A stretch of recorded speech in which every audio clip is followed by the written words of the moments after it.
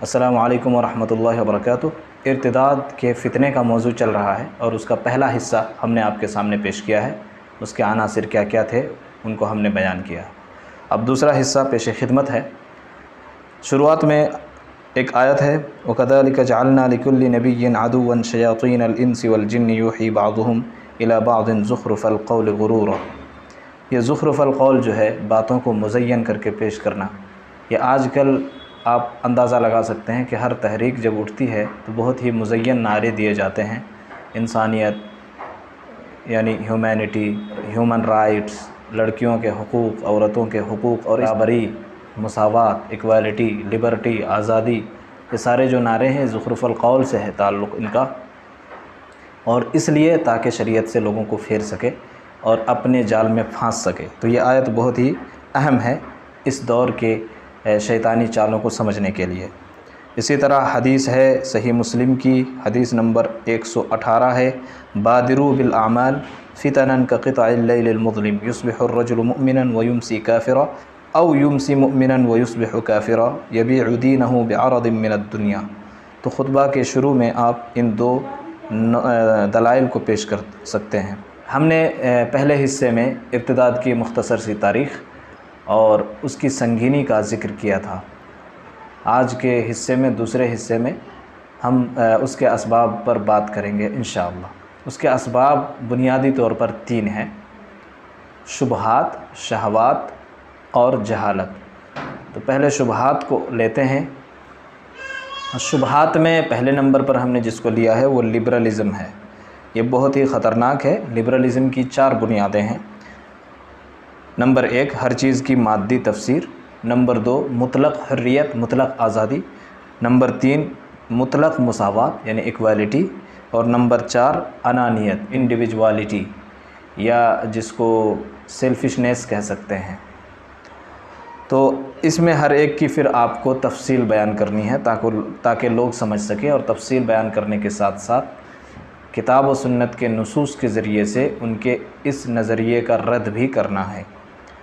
پہلی بنیاد، لبرلزم کی پہلی بنیاد ہے ہر چیز کی مادی تفسیر کرنا، مادی وضاحت طلب کرنا کہ اس میں دنیاوی کیا فائدہ ہے، یعنی جس میں دنیا کا فائدہ نہ ہو، آخرت کا فائدہ ہو، ان کے نزدیک اس کی کوئی حیثیت نہیں ہے۔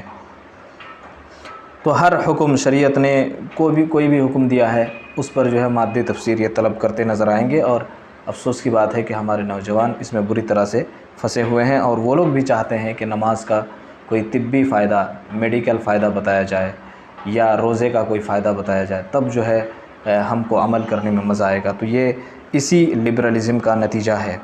قرآن کریم نے اس کو واضح طور پر بیان کیا ہے کہ انسان کی تاریخ کی جب شروعات ہوتی ہے اس وقت سے یہ شیطان کی سازش رہی ہے۔ اس نے اسی طرح شیطان کو، بنی آدم کو پھنسایا ہے۔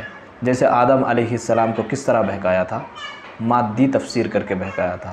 کہا تھا کہ هل ادلک علی شجرۃ الخلد وملک لا یبلی، یعنی شجرۃ الخلد یعنی وہ جو درخت ہے وہ ہمیشگی والا درخت ہے، آپ کو ہمیشہ جنت میں رہنے ملے گا، آپ فرشتے بن جائیں گے، اگر اس کو چکھیں گے تو آپ فرشتے بن جائیں گے، اسی لیے اللہ نے آپ کو منع کیا۔ تو ایک طرح سے اللہ تبارک و تعالیٰ ہی کو مجرم بنا دینا، اور شیطان اپنی بات منوانے کے لیے اس طرح سے زخرف القول سے وہ مدد لیتا ہے۔ یہ پہلی آیت ہے۔ اس کی آپ جو ہے آدم علیہ السلام کے قصے میں مذکور آیتوں کا دراسہ کر کے آپ اس کو اچھی طرح سے بیان کر سکتے ہیں۔ اسی طرح لبرلزم کے چکر میں بہت سارے اسلامی احکامات اس کی زد میں آتے ہیں، جیسے حجاب ہے، کسی چیز کا حرام ہونا، شراب کا، نشے کا، اسی طرح زناکاری کا، مطلب مرضی سے کر رہے ہیں تو جائز ہے، یہ ساری چیزیں اسی میں آتی ہیں۔ ایک نقصان یہ ہے کہ آدمی انہی مادی فوائد پر ڈیپینڈ کرنے لگتا ہے اور اللہ تبارک و تعالیٰ کے غضب کا شکار ہوتا ہے۔ اس میں ایک آیت ہے، من کان یرید العاجلۃ عجلنا له فیہا ما نشاء لمن نرید ثم جعلنا له جہنم یصلاھا مذموما مدحورا۔ اسی طرح مادیت پرستی میں ایک اور برائی یہ ہے کہ چاہت اس میں کبھی ختم نہیں ہوتی۔ مغرب میں آزادی، کھلی آزادی دی گئی، زناکاری کو جائز قرار دیا گیا، اس کو لیگل بنا دیا گیا، اس کے باوجود ریپ کا ریشو سب سے زیادہ انہی ممالک میں ہے، کیونکہ انسان کی جو چاہت ہے وہ کبھی ختم نہیں ہوتی۔ اسی لیے بخاری کی حدیث نمبر 6439 ہے کہ اللہ کے رسول صلی اللہ علیہ وسلم فرماتے ہیں لو ان لابن آدم وادیا من ذهب، کہ ابن آدم کے پاس اگر سونے کی وادی ہو تو وہ 2 وادی کی چاہت کرے گا، 2 وادیوں کی چاہت کرے گا، اور اس کا منہ صرف مٹی ہی بھر سکتی ہے۔ تو یہ حدیث بہت ہی یعنی مرکزی حیثیت رکھتی ہے اس نقطے کو سمجھنے کے لیے۔ دوسری بنیاد ان کی مطلق آزادی ہے، لبرٹی ہے، لبرلزم کی دوسری بنیاد۔ اس میں لبرٹی حریت مطلب ہر چیز سے آزادی، بے پردگی، ذاتی زندگی میں کسی کو دخل دینے کا حق نہیں، سیکس کی آزادی۔ تو دیکھیے حریت انسانی فطرت ہے، انسان چاہتا ہے کہ اسے کوئی حکم دینے والا نہ ہو بلکہ اس کا حکم چلے، لیکن شریعت نے فطرت کو کچھ شرائط کے ساتھ، کچھ ضوابط کے ساتھ باندھا ہے۔ اس کے اندر نفس پرستی بھی ہے، خواہش پرستی بھی ہے، آزادی کی چاہت بھی ہے، بہت ساری چیزیں ہیں۔ تو شریعت نے اس کو ایک ضابطے میں استعمال کرنے کی اجازت دی ہے، اس کو کھلے طور پر بے لگام چھوڑنے کی اجازت نہیں دی ہے۔ یہ فرق ہے لبرلزم میں اور اسلام میں۔ اسی لیے اللہ تبارک و تعالیٰ نے کہا کہ افرأیت من اتخذ الہہ ہواہ، ان ضابطوں سے جو روگردانی کرتا ہے تو وہ خواہش پرستی کو اپنا معبود بنا لیتا ہے۔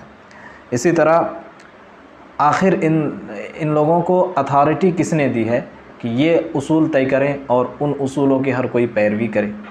کیا ان کو آسمان سے کوئی حکم نازل ہوا ہے؟ مطلب یہ بھی انسان ہے، ہم بھی انسان ہیں، کیوں ہم ان کے اصول کو مانیں؟ یہ سوچنے کی بات ہے۔ سمجھداری جس کے اندر ہے وہ اس کو اچھی طرح سے سمجھ سکتا ہے۔ اسی ما تعبدون من دونه الا اسماء سميتموها انتم وآباؤكم ما انزل الله بها من سلطان۔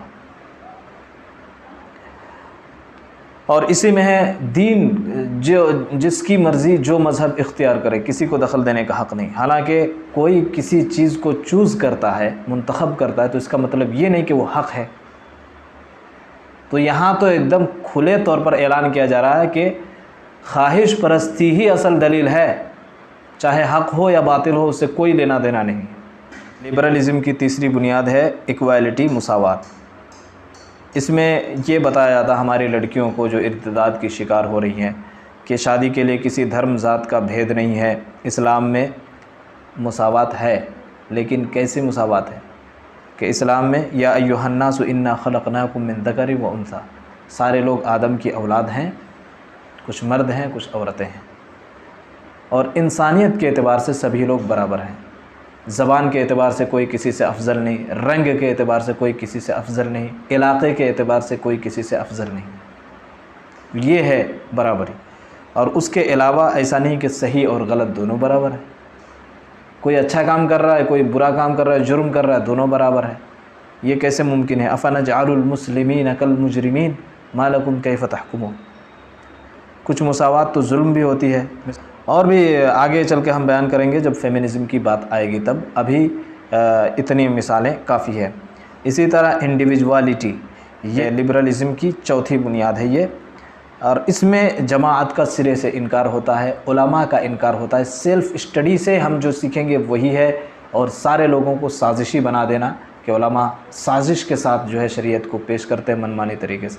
یہ ساری چیزیں یعنی ایک پروفیشن کو پورا کے پورا نشانہ بنا دینا، یہ کہاں کی دلیل ہے؟ یہ تو ہر پروفیشن کے تعلق سے پھر اس طرح سے بول سکتے ہیں۔ ڈاکٹری میڈیکل فیلڈ میں بھی بول سکتے ہیں کہ ہر ڈاکٹر اسی طرح ہے، ہر انجینئر اسی طرح ہے، ہر سائنٹسٹ اسی طرح ہے۔ تو پروفیشن پورا کے پورا غلط نہیں ہوتا، اس میں کچھ چیزیں یا کچھ لوگ غلط ہو سکتے ہیں، اس کی وجہ سے پورا پروفیشن غلط نہیں ہو سکتا ہے۔ اس سے پہلے انسانی تاریخ جب شروع ہوتی ہے تو یہ انانیت شروع ہوتی ہے، اور اس میں جو آدم علیہ السلام کے 2 بیٹے ہیں اس میں بری طرح جو ہے وہ بڑا بیٹا گرفتار ہو جاتا ہے، اور وہ چونکہ اس کی قربانی قبول نہیں ہوتی اس لیے اپنے بھائی کو قتل کر ڈالتا ہے۔ یہ انانیت ہے، تو اس سے بہت سارے مفاسد لازم آتے ہیں۔ تو یہ دوسرے خطبے کے کچھ عناصر تھے جو آپ کے سامنے پیش کیے گئے۔ آئندہ پارٹ میں پھر ایک شبہہ کو لے کر کے آپ کے سامنے میں حاضر ہوں گا انشاءاللہ۔ السلام علیکم ورحمۃ اللہ وبرکاتہ۔